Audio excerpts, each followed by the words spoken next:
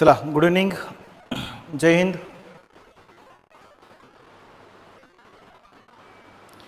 चला, लाईव्ह आलात का? आवाज चेक करा, स्क्रीन बघा. चला, काल रविवारमुळे आपलं लेक्चर ऑफ होतं. आपली रेग्युलर सिरीज रक्षक या तिन्ही पदासाठी उपयुक्त सिरीज आहे मित्रांनो. रोज आपलं लेक्चर सुरू आहे. चला, लिंक शेअर करा, ऑनलाईन या. बघा, आजच्या पेपरमध्ये आजच्या ह्याच्यामध्ये बघा, एकूण क्वेश्चन 20 ते 22 क्वेश्चन असतील. तर आपल्या अगोदरच्या पीपीटी मध्ये काही क्वेश्चन राहिले होते. प्रमोद सर,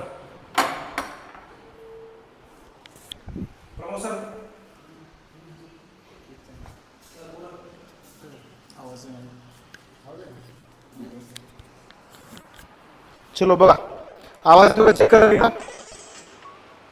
हा, जय हिंद, जय हिंद, जय हिंद. हा, योद्धा बॅच, ओके. हॅलो सर, जय हिंद, राम राम. चलो,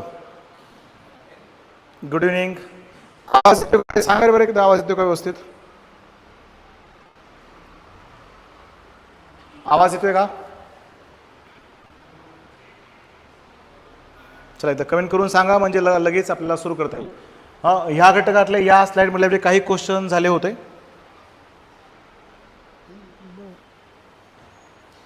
आजच्या घटकामध्ये बघा, कर प्रणाली, मूलभूत हक्क, मूलभूत कर्तव्य आणि चालू घडामोडींचा हा जो भाग होता, यातले काही क्वेश्चन आपण घेतलेत, काही क्वेश्चन आपले राहिले होते. बघा, चला, हा क्वेश्चन आपला झाला होता.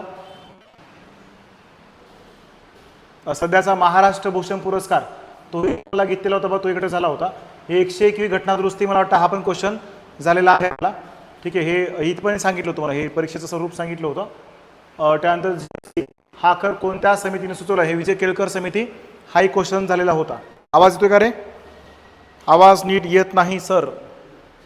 हा, हे दोन माईक त्या दिवशी प्रॉब्लेम होता. एक मिनिट, मी चेक करतो, एकच मिनिट. अडकतोय, आवाज नीट येत नाही सर. ओके, पाहतो, एकच मिनिट. माईक चेंज करतो, 2 मिनिटं. हा, बघा, आज क्वेश्चन भरपूर आहेत.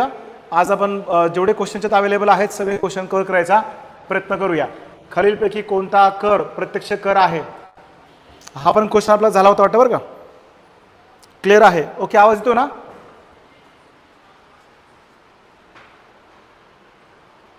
ओके ओके, चला, ठीक आहे. आवाज येत असेल तर आपण कंटिन्यू सुरू करूया. हां, येत नसेल तर मला कमेंट करून सांगा, मी पाहतोय कमेंट तुमच्या. राईट, येत आहे सर. ओके ओके, बरोबर दिसत नाही, हे दिसतंय व्यवस्थित? तुमच्याकडे नेटमध्ये प्रॉब्लेम असू शकतो. राईट, दिसण्याविषयी काय अडचण नाही आहे. स्कॉलरशिपची एक्झाम कधी आहे सर? स्कॉलरशिप एक्झाम झालेली आहे. जर तुम्हाला नवीन बॅचला प्रवेश घ्यायचा असेल तर तुम्ही इथं राजमुद्रामध्ये येऊन कधीही परीक्षा देऊ शकता. तुम्हाला जेवढे मार्क मिळतील त्यानुसार तुम्हाला स्कॉलरशिप अलाउड केली जाईल. स्कॉलरशिप एक्झाम इथून पुढे राजमुद्रामध्ये जे ॲडमिशन होतील ते परीक्षेशिवाय ॲडमिशन नसेल. त्यामुळे अगोदर कुठला एक जरी विद्यार्थी आला तर त्याची सुद्धा परीक्षा घेतली जाईल. नमस्कार नमस्कार पाटील सर. चला चालू करू. बघा, आपण खालीलपैकी कोणता कर प्रत्यक्ष कर आहे? तर प्रत्यक्ष कर विचारले, केंद्रीय आबकारी कर, मूल्यावर्धित कर, आयकर आणि सेवा कर. हा क्वेश्चन आपला झाला होता. याचं उत्तर पर्याय क्रमांक 3 आहे. स्पष्टीकरण सुद्धा सांगितले तुम्हाला मी. राईट, काही क्वेश्चन झाले होते, जे झाले नाहीत त्या क्वेश्चनकडे जाऊ आपण. हा झाला होता का रे? हा पण क्वेश्चन झालाय बघा आपला. खालीलपैकी कोणता कर केंद्र शासनाच्या उत्पन्नाचे साधन आहे? चला, उत्तर सांगा आणि पुढे जाऊ आपण. याचं उत्तर काय? खालीलपैकी कोणता केंद्र शासनाच्या उत्पन्नाचे एक साधन आहे? हा क्वेश्चन झालेला आहे. याचं उत्तर पर्याय क्रमांक 1 आहे बरं का. आयकर हे शेतसारा राज्य सरकार आकारते.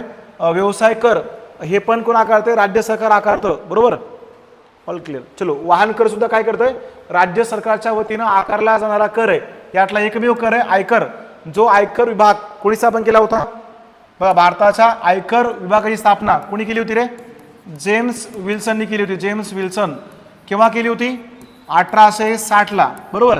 आणि या संदर्भातला आयकर कायदा हा कायदा कधीचा आहे? तर 1960चा आयकर कायदा आहे. आणि नवीन आयकर विधेयक मांडलंय बघा. नवीन आयकर विधेयक नवीन आयकर कायदा म्हणू शकतो आपण. नवीन आयकर कायदा हा कधी मांडलेला आहे तर फेब्रुवारी 2025 मध्ये यंदाच्या बजेटला 2025 नवीन आयकर विधेयक मांडलं होतं, त्याचं कायद्यात रूपांतर केलेलं आहे. पण ठीक आहे, मूळ कायदा कधीचा आहे तर 1860ला आयकर विभाग आहे. 1860चा आयकर विभाग, त्याच्यानंतर 1960ला आयकर कायदा केलाय. या कायद्याला दरवर्षी संमती घ्यावी लागते. यंदाच्या बजेटमध्ये आयकर कायद्यामध्ये सुधारणा केल्यात. ठीक आहे, त्या सुधारणा 2025 मधल्या. आणि सध्याचे आयकराचे दर 4 लाख रुपये उत्पन्न असल्यास आयकर किती आहे रे 0% आयकर आकारतात. त्यानंतर 8 लाखावर बघा आयकराचा दर 8 लाख रुपये उत्पन्न असेल तर 5% आयकर आहे. 12 लाख उत्पन्नावर आयकराचा दर 10% बरं का. 15 लाख उत्पन्न असेल तर आयकराचा दर 15% आहे. म्हणजे 4 लाखाचे टप्पे. त्यानंतर 20 लाख रुपये जर उत्पन्न असेल तर आयकर 20% आहे बरं का. 24 लाख उत्पन्नावर आयकर 25% आहे. आणि 24 लाखापेक्षा जर जास्त उत्पन्न असेल तर आयकर 30%. मग तुम्हाला असा प्रश्न विचारला जाईल, प्रणव सर आवाज कट होतोय, बरं माईक चेंज करतो. एक मिनिट माईक चेंज करतो मग सांगा मला.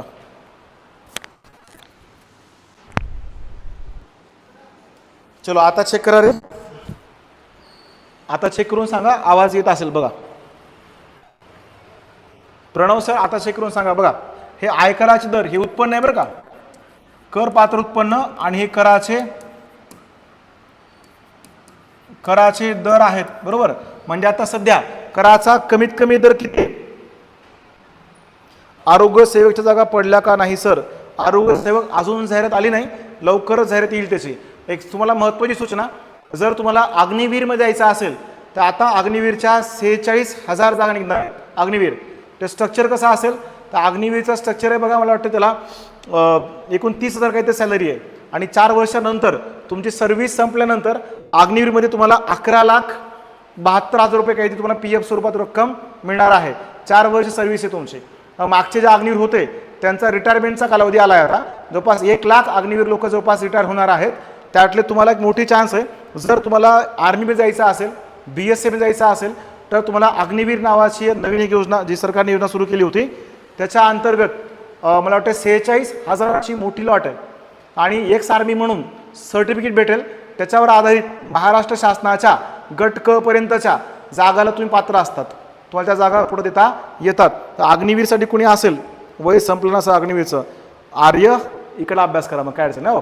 आपल्याकडे वय आहे इकडं, ज्याचं वय नाही संपलं त्यांना अग्निवीर हा एक पर्याय असू शकतो. चला बघा लवकर जाहिरात पडेल त्याच्या.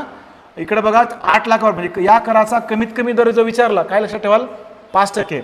आणि मॅक्झिमम दर किती टक्के रे 30% आहे. बस हा प्रश्न आपल्याला कामाचा येईल, तुम्हाला येऊ शकतो बघा. मागे सेम असा प्रश्न विचारलाय. इवन हा क्वेश्चन कंबाईन गटबलाय पडला होता 2022ला आणि पोलीस भरतीला पडला बरं का. कराचा कमीत कमी दर किती असतो आणि कराचा जास्तीत जास्त दर किती असतो? तर जास्तीत जास्त दर किती आहे 30% हा आयकरचा दर आहे. बाकी तिन्ही कर हे जे ते राज्य सरकार आकारतं, लक्षात ठेवा. त्यानंतर हा कर बघा, हा कर कोणता कर आहे या कराविषयी डिटेल माहिती सांगितलेली आहे. त्याच्यावर जास्त वेळ घालत नाही, डायरेक्ट उत्तर सांगा, पुढे जाऊ आपण. GST वस्तू व सेवा कर हा डॅश डॅश कर आहे. वस्तू व सेवा कर हा डॅश डॅश कर आहे. कोणता कर आहे रे? याचं उत्तर पर्याय क्रमांक 2 अप्रत्यक्ष कर आहे तो. वस्तू आणि सेवा कर बरोबर आहे. कारण GST व अप्रत्यक्ष कर हा वस्तू किंवा सेवा यावर आकारला जाणारा कर आहे. आणि प्रत्यक्ष कर कशावर आकारतात? उत्पन्नावर आकारतात. मग उत्पन्नावरचा कर म्हणजे प्रत्यक्ष आणि वस्तू व सेवावरचा कर म्हणजे अप्रत्यक्ष. आता कोणते कोणते कर प्रत्यक्ष आहेत, कोणते अप्रत्यक्ष ते लक्षात घ्या. यातला आयकर जो आहे, आयकर इन्कम टॅक्स प्रत्यक्ष कर आहे. संपत्ती कर जो आहे, संपत्ती कर 1957 तोही प्रत्यक्ष कर आहे. त्यानंतर मालमत्ता कर, मालमत्ता कर 1900 किती? मालमत्ता कर 53चा 1953 प्रत्यक्ष कर आहे तो. त्याच्यानंतर देणगी कर एक होता बघा अगोदर, देणगी कर हा देणगी कर सुद्धा प्रत्यक्ष कर आहे. नफा किंवा लाभांश यावरचा कर हा प्रत्यक्ष कर आहे, बरोबर आहे. लक्षात ठेवा, ही 101वी घटना दुरुस्ती आहे. हे मागे सांगितले 101वी घटना दुरुस्ती आहे. घटना दुरुस्ती विधेयक किती आहे? 122व. जेव्हा सुरुवातीला मांडलं गेलं तेव्हा ते 115 होतं बरं का सुरुवातीला. नंतर संमत झालं जीएसटी लागू केले कधी? 1 जुलै 2000. बजेट 2017-18चा अर्थसंकल्प होता. जीएसटी विषयी डिटेल माहिती सांगितलेलं आहे. हा झालंय सर, ओके झालंय ना. तेच पुढे जाऊ आपण. हे एवढं लक्षात ठेवा, अप्रत्यक्ष कर वस्तू आणि सेवा यावर आकारतात. कोणते येतं? अबकारी कर, सीमा शुल्क, उत्पादन शुल्क, विक्री वस्तू व सेवा कर. हे कशामध्ये येतात? अप्रत्यक्ष करामध्ये येतात. चला, हे झालेलं आहे, याच्यावर वेळ घालत नाही. काय होतंय, काहीतरी विद्यार्थी नवीन आलेले असतात आणि त्यांना वाटतं आज तर काहीच न सांगता डायरेक्ट क्वेश्चन, त्यात थोडंफार स्पष्टीकरण सांगत होतो. चला पुढे जाऊ आपण.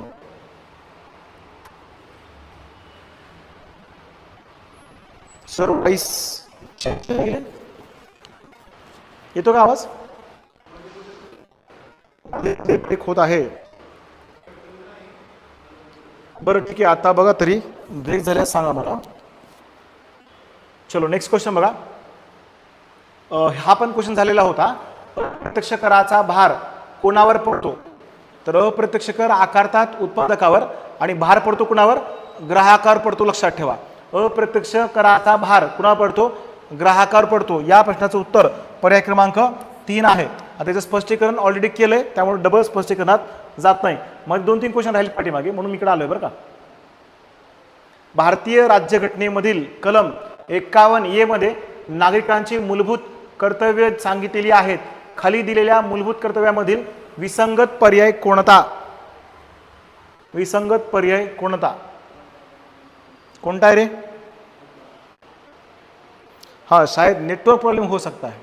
हाँ नेटवर्कमुळे कदाचित होऊ शकते. पण आपल्याकडे 5G आहे, व्हायला नाही पाहिजे. हां परत एकदा चेक करा आणि सांगा नंतर. राईट. हां मूलभूत कर्तव्य.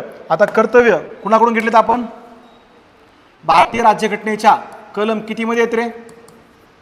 कलम 51A मध्ये मूलभूत कर्तव्य समाविष्ट आहेत. 51A भारतीय राज्यघटनेचा भाग कितवा भाग आहे?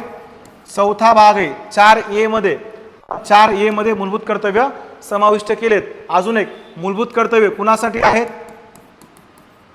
नागरिकांसाठी आहेत. लक्षात ठेवा, भारतीय नागरिकांनी पाळायची असणारी कर्तव्य आहेत. राईट. त्यानंतर एक स्वर्ण सिंग नावाची समिती होती बघा. एक स्वर्ण सिंग समितीच्या शिफारशीनुसार मूलभूत कर्तव्य लागू केलेले आहेत. बरोबर. त्यातलं बघा मूलभूत कर्तव्यासंदर्भात 42वी काय आहे? घटना दुरुस्ती लागू आहे. 42वी घटना दुरुस्ती. वर्ष कोणतं? 1976. समाजवाद, धर्मनिरपेक्ष यासोबतच काय केलं होतं? मूलभूत कर्तव्य. सुरुवातीला एकूण 10 कर्तव्य समाविष्ट होते. 10 कर्तव्य. बरोबर आहे. त्याच्यानंतर सन 2002 मध्ये कितवी घटना दुरुस्ती? 86वी घटना दुरुस्ती. कोणतं कर्तव्य ऍड केलं? 11व्या क्रमांकाचं. कोणतं होतं? वय वर्ष 6 ते वय वर्ष 14 वर्षापर्यंत मुलांना काय देणे? मुलांना शिक्षण संधी पुरविणे. शिक्षणाची संधी पुरवणे हे काय असेल? भारतीय लोकांचं मूलभूत कर्तव्य असेल. बरोबर मित्र, ह्याला मिनी कॉन्स्टिट्यूशन म्हणतात. लहान घटना दुरुस्ती या समाजवाद, धर्मनिरपेक्ष आणि एकात्मता हे 3 शब्द भारताच्या राज्यघटनेत समाविष्ट केलेले आहेत. करेक्ट आहे. स्वर्णसिंग समिती. लक्षात ठेवा, स्वर्णसिंग समिती जर आली तर ते मूलभूत कर्तव्याशी संबंधित आहे. हे कर्तव्य कोणाकडून घेतलेत? तर आपण सोवियत रशियाकडून घेतलेले आहेत. रशियाकडून मूलभूत कर्तव्य भारताच्या राज्यघटनेत समाविष्ट आहेत. लक्षात ठेवा. राईट. चलो, ही मूलभूत कर्तव्य न्यायप्रविष्ट आहे, हेही लक्षात ठेवा. न्यायप्रविष्ट नाहीत म्हणजे काय? म्हणजे मूलभूत कर्तव्याविषयी न्यायालयामध्ये दाद मागता येत नाही. मूलभूत हक्काविषयी दाद मागू शकतो आपण. मूलभूत हक्काविषयी दाद मागता येते, पण कर्तव्याविषयी दाद मागता येत नाही. भारतीय राष्ट्रीयकाचा सन्मान करणं, राष्ट्रीय प्रतीकांचा सन्मान करणं, सरकारच्या आव्हानानुसार देशसेवा बजावणं, सामाजिक न्यायाची वागणूक देणं या प्रकारच्या कर्तव्यांचा समावेश भारताच्या मूलभूत कर्तव्यामध्ये समाविष्ट आहे. दाद मागता येत नाही. दाद मागणे म्हणजे काय, त्याला न्यायालयीन पुनर्विलोकन म्हणतात. भारताच्या राज्यघटनेत मूलभूत हक्काविषयी पुनर्विलोकनाचा अधिकार भारतीय लोकांना प्राप्त आहे.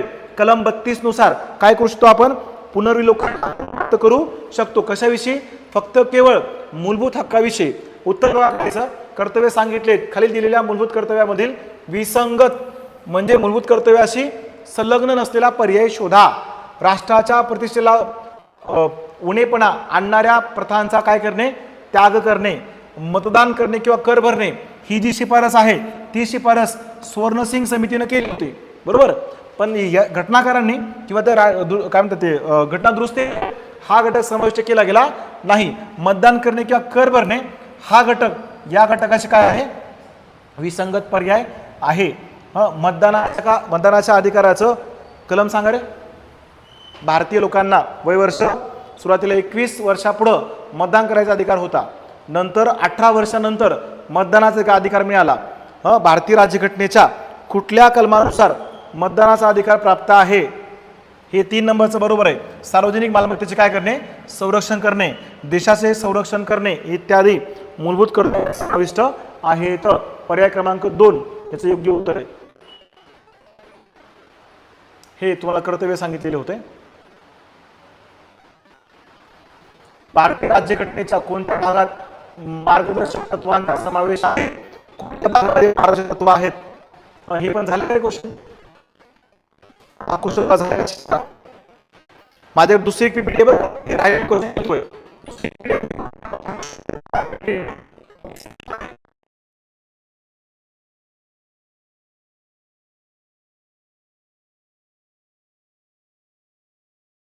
पूर्ण असणारा मतदान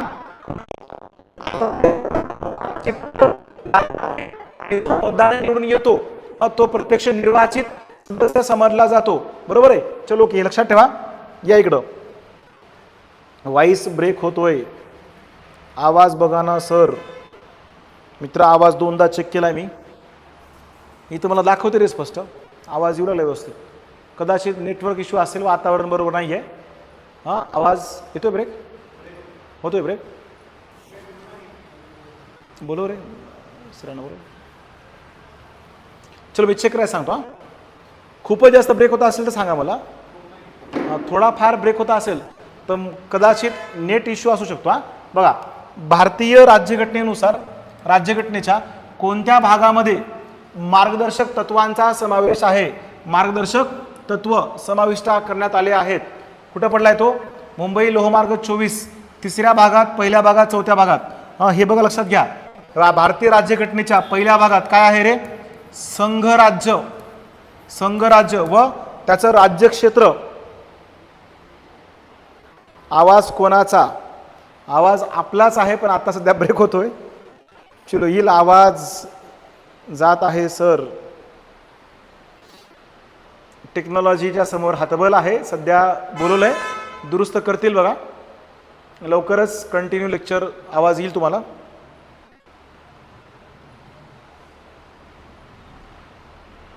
कसलाच येत नव्हता सर आवाज. संघराज्य आवाज 2 मिनिटं, 2 मिनिटांमध्ये कन्फर्म आवाजाविषयी. आवाज ब्रेक होतोय, खरंच ब्रेक होतोय.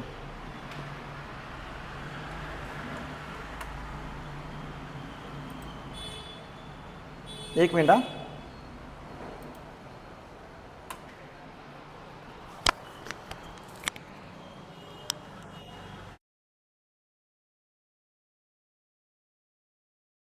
चेक करा रे, आता येतो का पहा.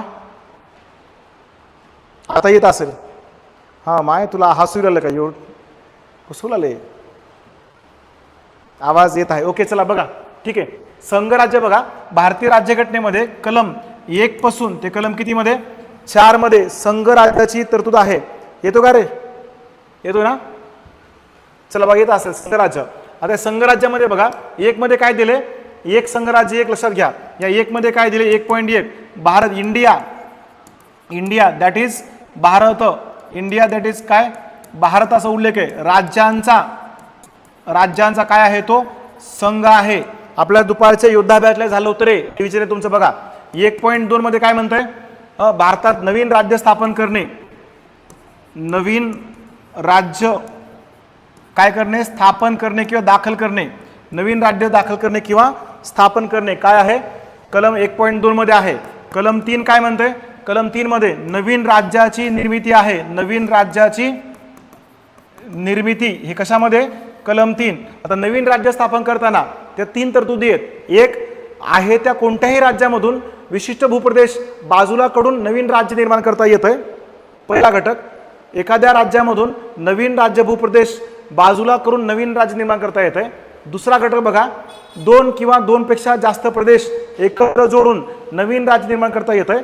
आणि तिसरा घटक, भारतातल्या कुठल्याही राज्याचा इतर कोणत्याही राज्याशी प्रदेश जोडून काय करता येईल, राज्य निर्माण करता येतंय. पण लक्षात घ्या, राज्य निर्मिती वेगळं, राज्याची स्थापना वेगळं. सुरुवातीला काही राज्य स्थापन केले गेले. उदाहरणार्थ भारतातलं पहिलं राज्य कोणतं रे, 1 ऑक्टोबर 1953 ला भारतातलं पहिलं राज्य कोणतं स्थापन झालं, आंध्र प्रदेश हे राज्य स्थापन झालं होतं, बरोबर आहे. मग नंतरच्या काही राज्यांची काय केलेली आहे, निर्मिती केलेली आहे.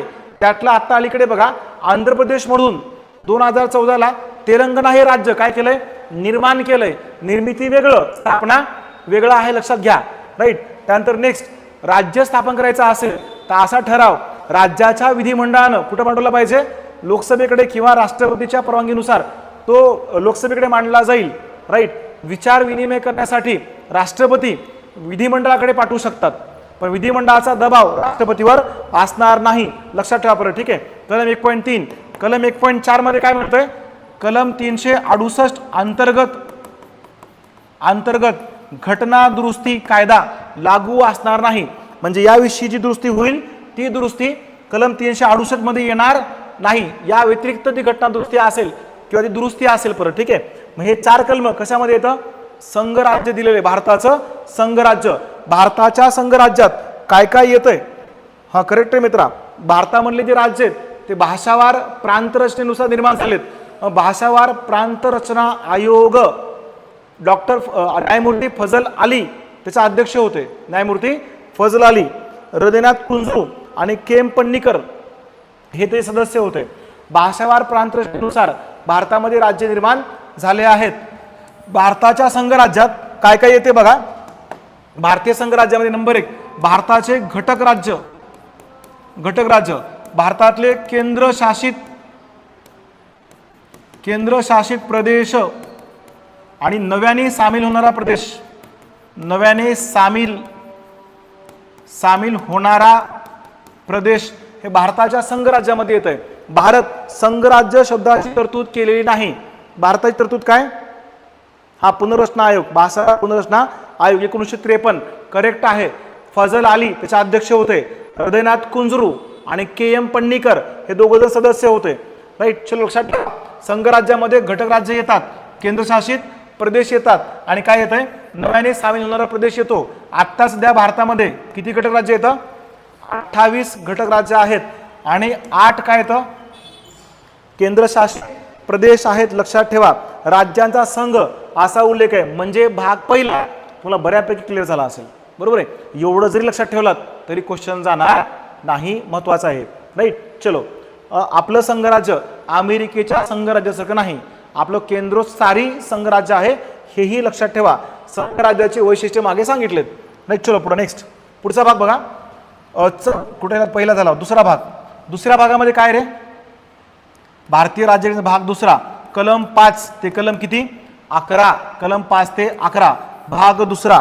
कुणाकडून घेतलेले आपण ते, नागरिकत्व आहेत, नागरिकत्व नावाची कन्सेप्ट आहे, बरोबर आहे. 5 ते 11 नागरिकत्व, लक्षात ठेवा. तर नागरिकत्वा संदर्भात कुठून घेतलं आपण ते, ब्रिटन कडून घेतलेलं आहे, बरोबर आहे. जन्मानुसार मिळणारं नागरिकत्व, बरोबर आहे.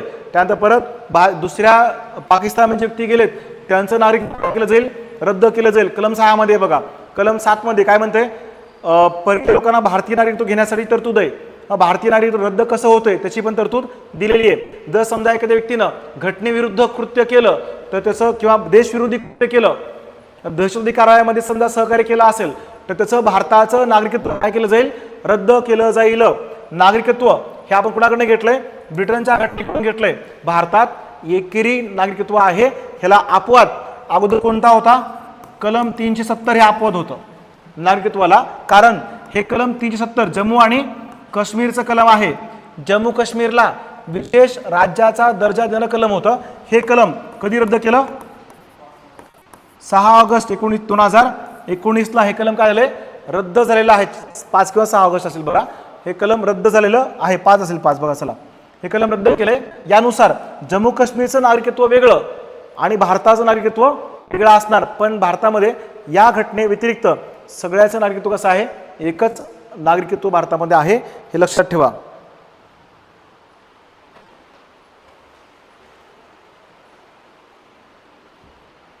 ओके, करेक्ट आहे. हे सगळ्याच घटना. शुभम सर धन्यवाद.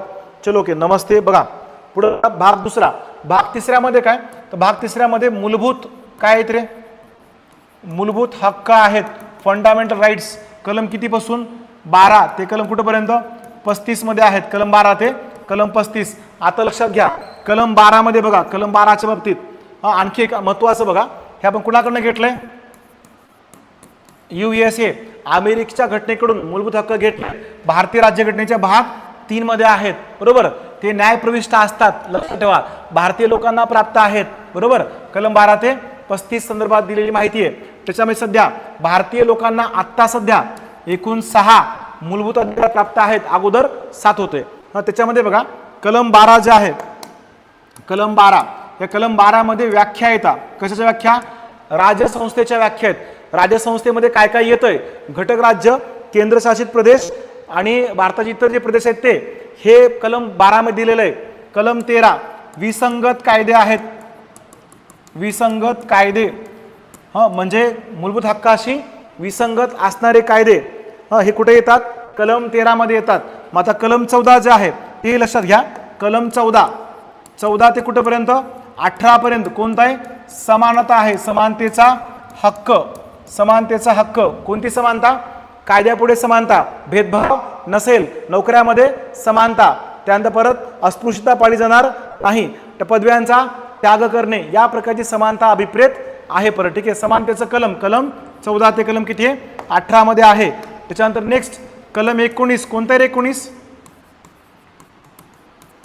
स्वातंत्र्याचा कलम आहे. 6 प्रकारचे स्वातंत्र्य भारतीय घटनेनुसार प्राप्त झालेले आहेत. कलम 19-20 संदर्भात त्याची माहिती दिलेली आहे. परत ठीक आहे. 19 आणि 20. कलम 21 मध्ये काय रे? कलम 21 20 मध्ये बघा काय?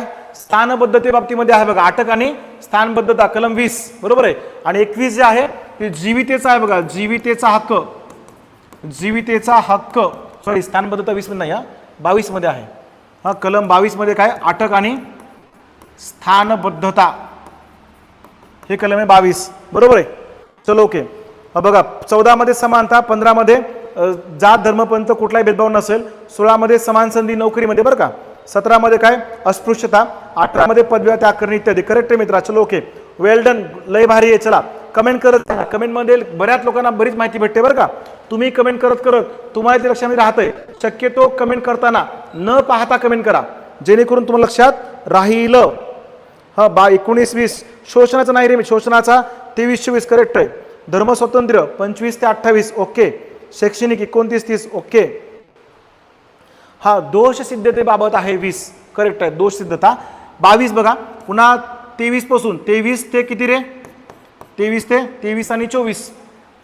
23 आणि 24 काय आहे?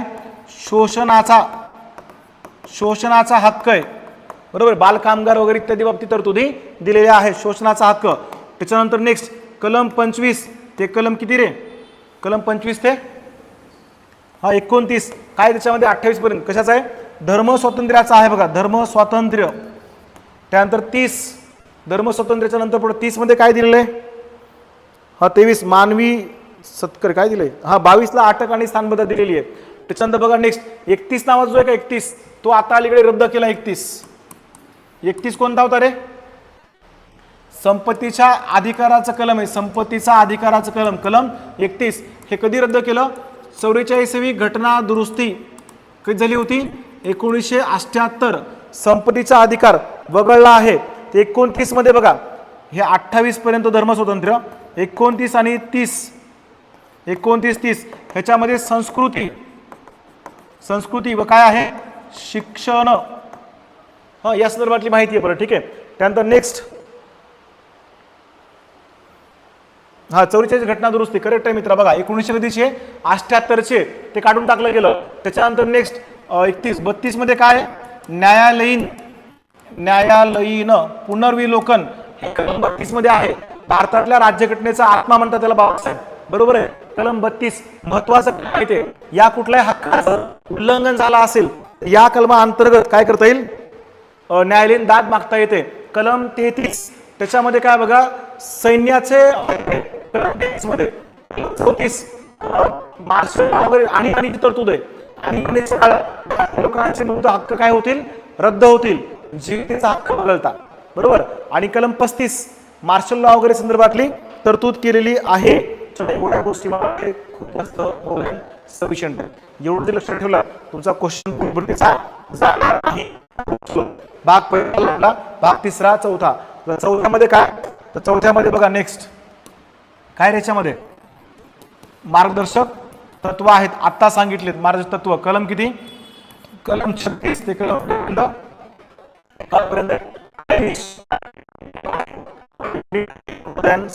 आहे. लिंक शेअर करा.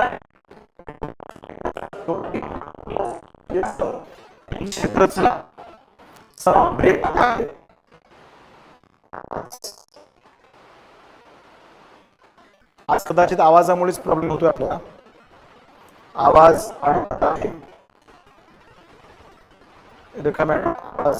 ठीक आहे. आता माझ्या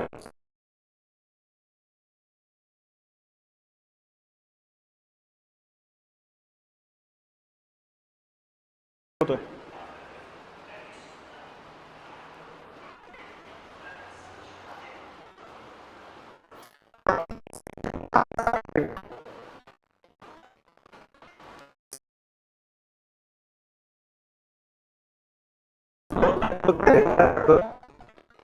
आवाज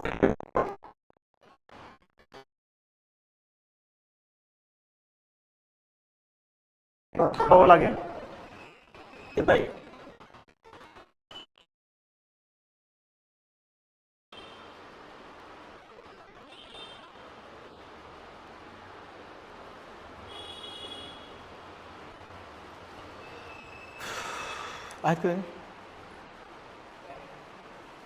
ठीक आहे मित्रांनो, मी आज काय करतो बघा व्यवस्थित नाही येस आजचं लेक्चर इथंच थांबवतो. उद्याला मी आवाजचा प्रॉब्लेम सॉर्ट आउट करून उद्याला लाईव्ह येतो. हा उद्याला सगळेजण 8 वाजता लाईव्ह या. उद्याला 100% आवाजचा प्रॉब्लेम नसेल. माझ्याकडून मी दिलगिरी व्यक्त करतो, तुमच्या सगळे क्षमा मागतो आणि लेक्चर इथंच थांबवतोय. उद्याला 100% लेक्चर असेल.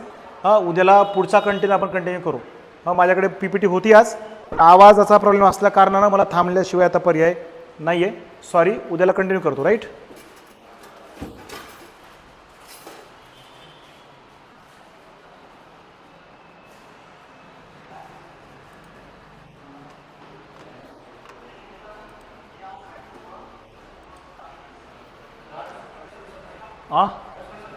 हा ते थांबणार नाही, ते एकच थांबतो.